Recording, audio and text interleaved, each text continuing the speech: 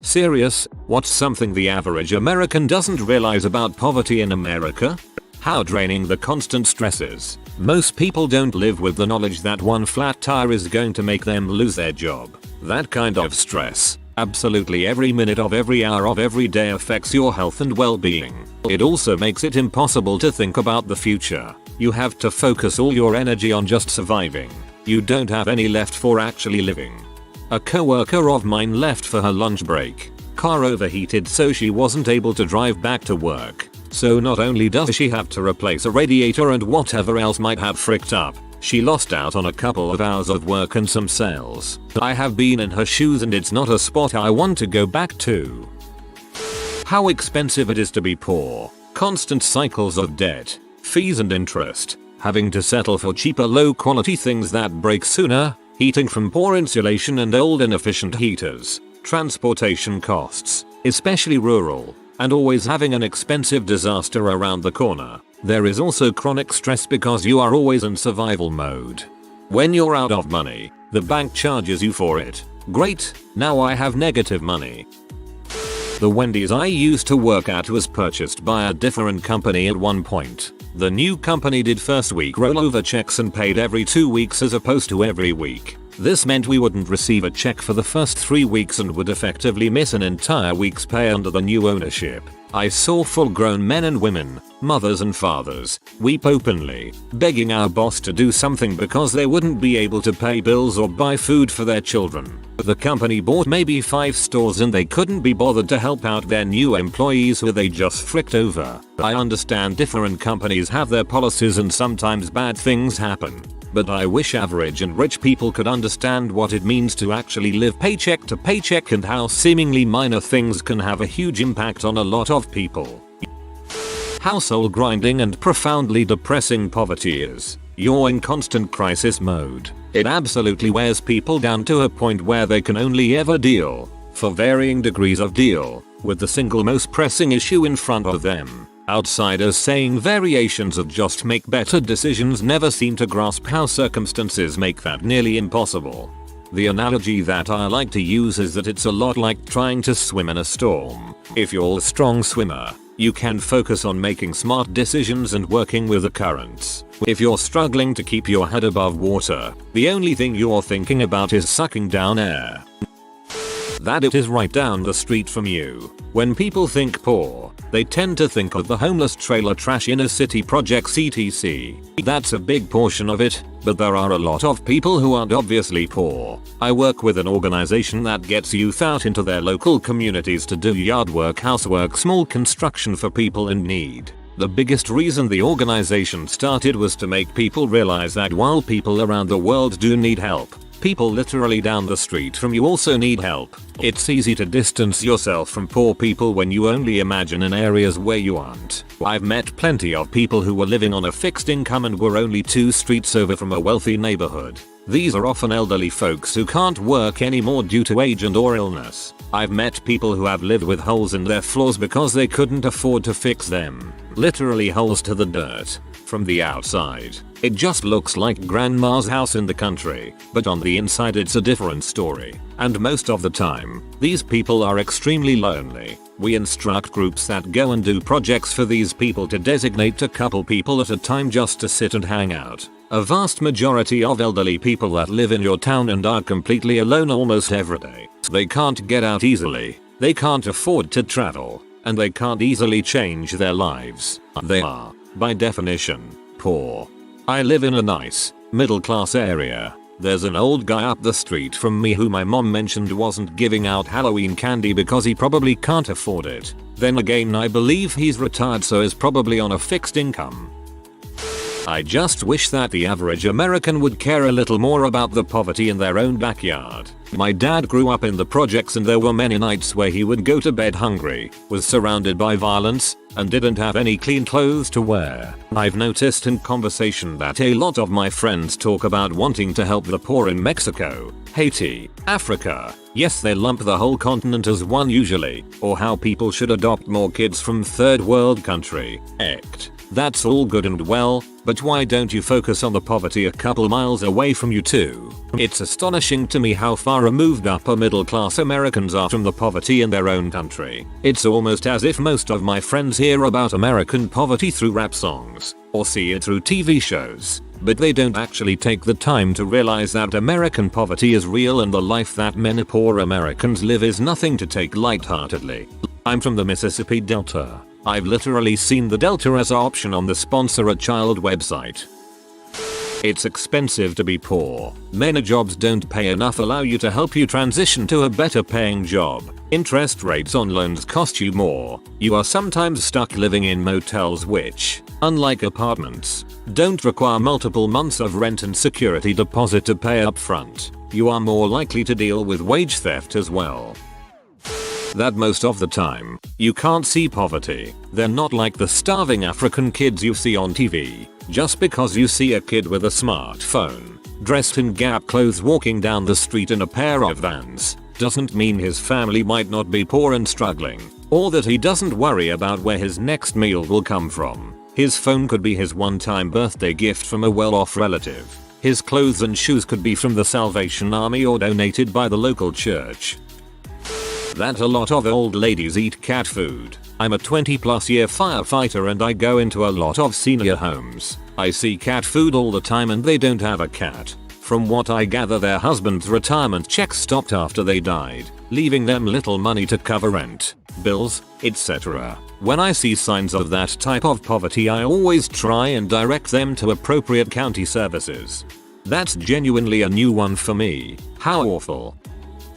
Everything is harder. No washer, you have to travel to get to the laundromat. No car, borrow or take the bus. No bus, walk or borrow. No food, is there a grocery store nearby? Probably not. They usually avoid crap holes. Go to the gas station, CVS, or Quickie store. They sell processed foods and there is a huge markup. Or go get McDonald's for $1. There is always fast food nearby. No car crap. Carry that crap back and forth or borrow a car.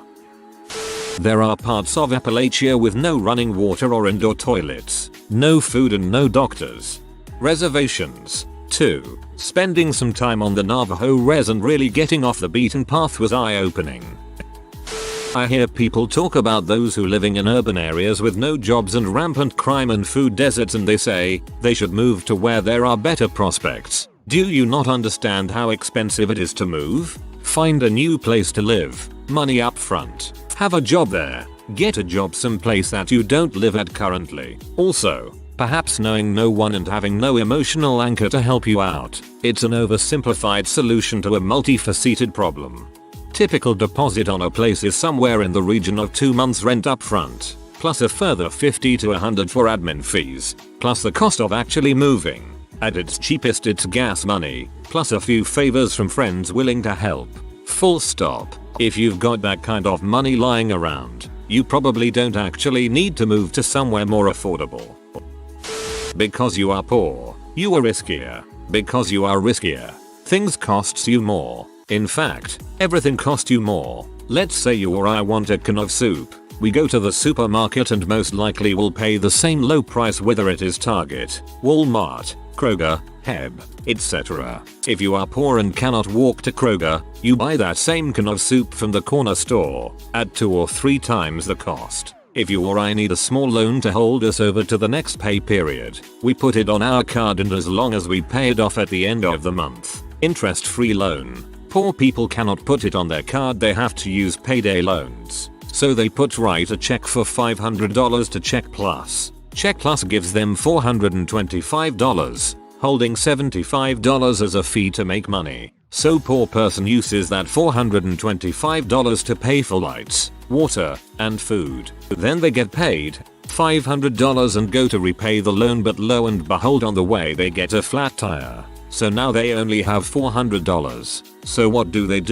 The Check Plus people tell them, well, you wrote me a check for $500. You wrote a bad check and when it bounces we prosecute you for fraud. Or, we'll take your $400, give you a loan of $175. Take the $75 but now your $500 check will clear, but now you have a new loan of $175 that has to be paid by next payday. Next payday comes and you didn't expect to have to pay $175, so you didn't budget for it, and so you only have $50. They say, I'll write you a check to cover your bad check of $125.75 fee, and now you owe them $200. And that, my friends, is why those kinds of loans are a freaking problem. If you notice, you'll never see a payday loans place in a nice neighborhood.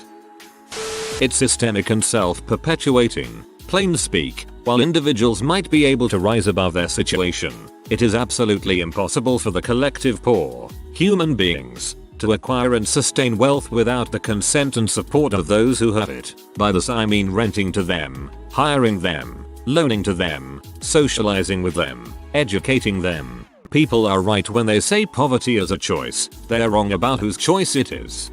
This is the most eloquent way I've seen this put.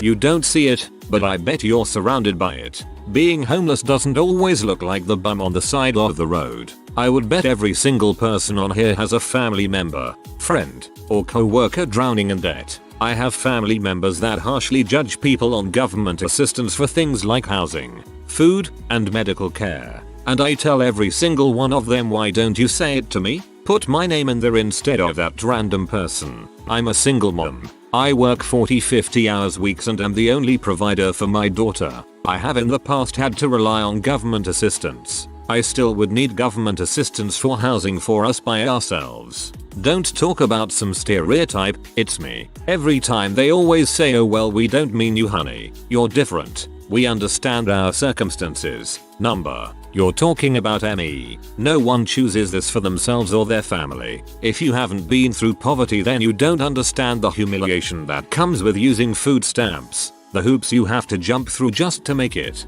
And many people still don't make it. I think people would be surprised if they saw how many ways the reality of what poverty or being poor looks like. How much location matters. If you grow up in or near a major city and are poor, there are resources, not the best, but still there, a bus ride or two away that can really help improve your life. If you grow up poor in rural America, you don't have nearly as many tools at your disposal to help your situation. Access is something people of all classes take for granted until they don't have it. Poverty in a first world country is not a somebody dirty on the street, scrounging for food. It's a normal looking person in a normal looking apartment, with overdue bills covering the kitchen table, crying because you cannot pay them. It's picking out doctors and medical care based on what you can afford, not what you need health wise. It's being constantly stressed that something will break or go wrong and cost you money. It's going out to dinner with friends and ordering a water. It's always settling. Or choosing to ignore the need for healthcare and hope out goes away because you can't afford to go to the doctor, which means missed work. Paid time off was not mandatory until recently. Going to the doctor usually means months of another bill as you pay back hundreds of dollars to just have a checkup. Oh, and many employers require you to see a doctor to return to work.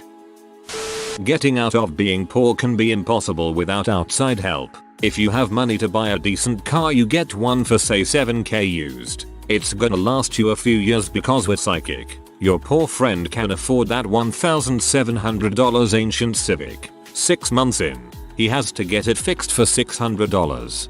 Don't forget his gas mileage sucks. Each year, he's throwing money at the car because it's a pose. Finally, he has to get something else because we don't have a legit public transportation system and he's got to get to work. He can't afford to fix whatever is causing it to randomly die and he's paid for it to be towed to the shady mechanic 3 times. So another $2,000 on another crappy car. By the time you've had your car for 6 years, he's on his 3rd car and has spent far more than you. Same thing on a small scale that your poor friend gets raped by every single second. I go to Walmart and buy 24 rolls of toilet paper for $16. Well, he doesn't have $16 for toilet paper, so he gets 4 rolls for $6. So you paid $16 for 24 rolls. By the time he gets his 24 rolls, 6 times, he's bought 4 rolls. He's paid $36. Over twice what you paid. Now take the knowledge that he's getting that in every transaction. He can't afford to buy in bulk. He can't afford to buy quality shoes that will last him through 2 years. He can only afford cheap Walmart shoes that last 1 season. So he has to buy new cheap Walmart shoes every single season. And by the time your fancy shoes wear out, he's spent way more on crappy Walmart shoes and has back pain from no support. It's not that he doesn't know that paying more upfront, buying in bulk or buying quality, is cheaper in the long run. It's that he hasn't had $100 in his checking out in years. He's constantly working with sums of about $50 to get through the week to next payday. So no way can he afford even a $10 more cost, even if it will save him $100. He needs that $10 for gas to get to work. I work a white collar job. I had one of the security guards ask me for a $5 the other day, only till he could pay me back the next day. Nothing unusual or weird about it. It was Thursday and he wanted to get a beer and go home. Why do you need $5 for a beer? Well, he was going to use that $5 for gas, a beer and a hot dog. He got paid the next day so he could pay me back then. We're literally talking about a guy who doesn't have $5 for gas. He doesn't live paycheck to paycheck. He lives paycheck to a few days before the next paycheck. He doesn't live paycheck to paycheck. He lives paycheck to a few days before the next paycheck. This poverty works in cycles. I'll give you an example. I need a suit to go to this job interview, but I need the job to pay for the suit. I had a similar problem when searching for my first job out of college. I needed a car to get to a lot of the places hiring, but I needed a job to pay for a car. Took me 6 months to find a job, which, I suppose, I should be grateful for, since it took many of my friends longer.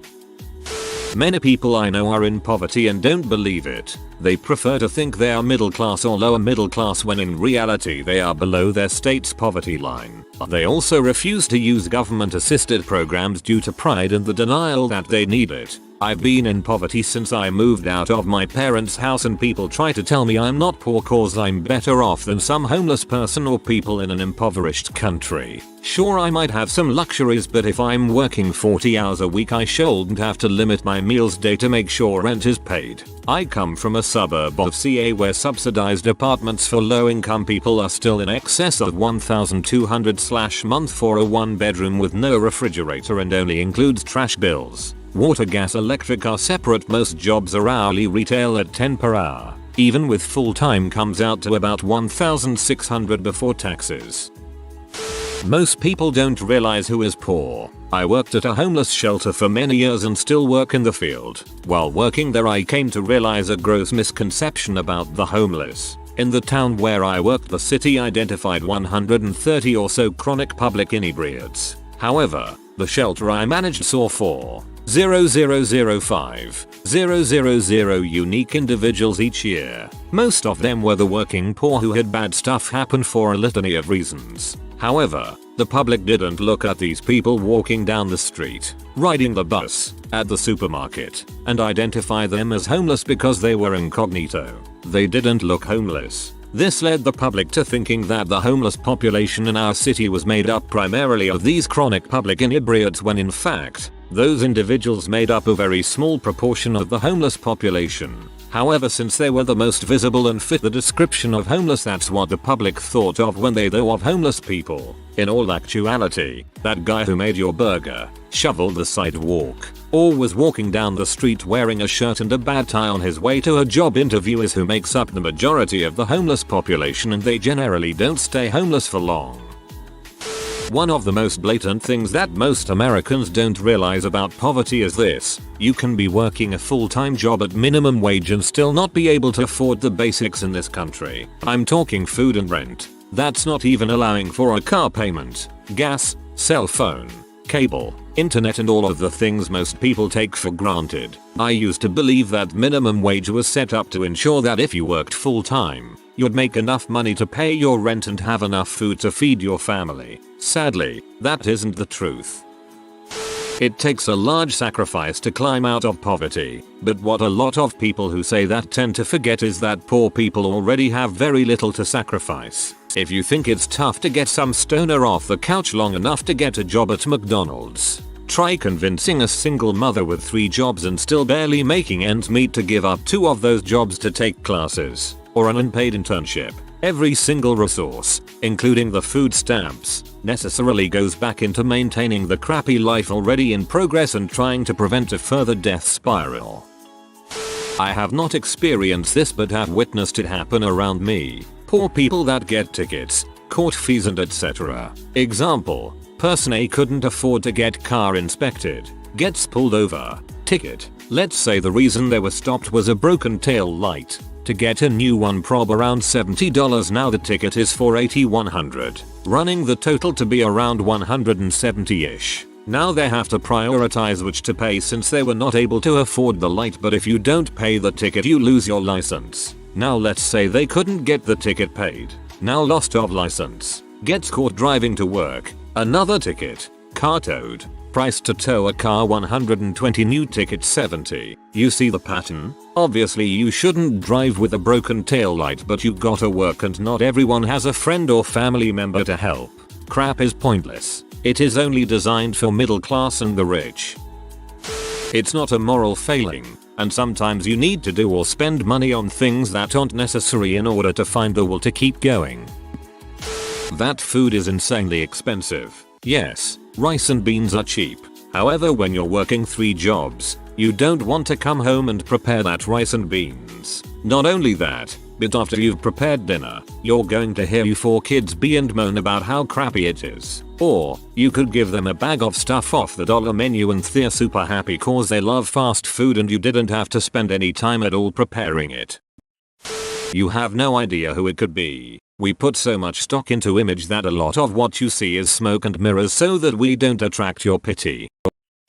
Poor people can and do have nice clothing, shoes, phones, and or cars. Some of it was handed down from family members or bought by family and friends and gifted to them. They may very well have lost a well-paying job and have had rotten luck finding anything that will pay them a living wage. They could have also gotten a lump sum of money and bought something nice with it because it would make them feel better about their situation. I always see this well-meaning but terrible financial advice, like how you should be saving or putting X amount of your paycheck away. What those people don't realize is that you can't put that money away if you don't have it in the first place. If you are spending 100% of your pay, there is nothing left to save. You can crap on poor people all you want and tell them to cut back, but unless you've been in that situation, like other comments talking about what bill you can skip, you just don't get it. And pressing people about saving more money just causes more stress about their state of poverty.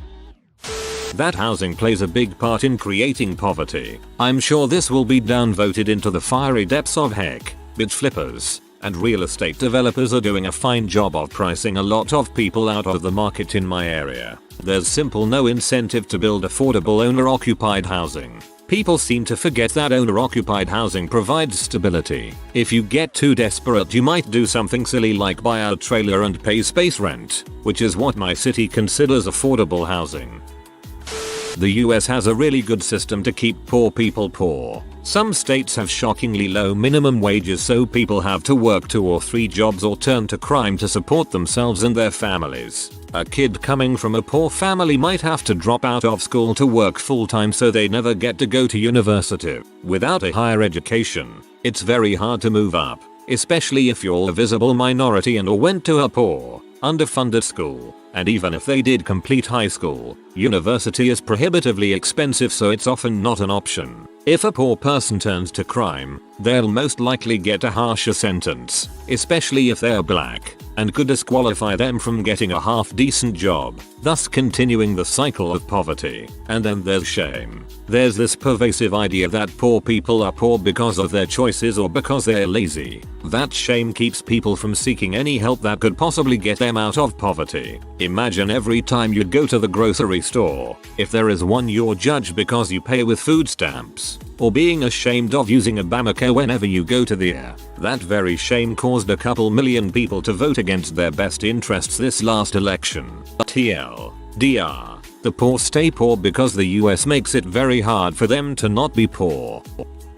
What does poor look like? It looks like 2 full-time jobs. It means you don't have enough time to drive home after work. You only have time to drive to your next job and sleep in their parking lot. It means paying more interest on your bills than the bills themselves. It means writing letters to your mom because your phone was shut off. And at the end of it all the hard luck and tough breaks, the cost of a shotgun shell is only $0.30. It will cost literally weeks of your life to catch up on your bills, at which point more will come in and leave you further in the red. It may take years to dig yourself out. You may never make it out. How much cheaper a single shell is. With the casualization of the workforce, it's increasingly looking less like 2 full-time jobs and more often like 4 or 5 part-time jobs whose hours can't even be relied upon. If you're poor and black, you're automatically assumed to be a weed-smoking gangbanger. If you're poor and white, you're automatically assumed to be a methed-up racist. I always hear, well, just put some money back. It's easy. But it isn't. Something always comes up to take that extra $10, $20, or $100 you've saved up. No matter how much you plan ahead, you're just one flat tire, one broken appliance, one broken radiator hose, or one emergency care visit from having to figure out which bills you can skip. And then you get those fun late fees. If you are new to the channel, you can subscribe. I publish new videos every day. Until then, check another video.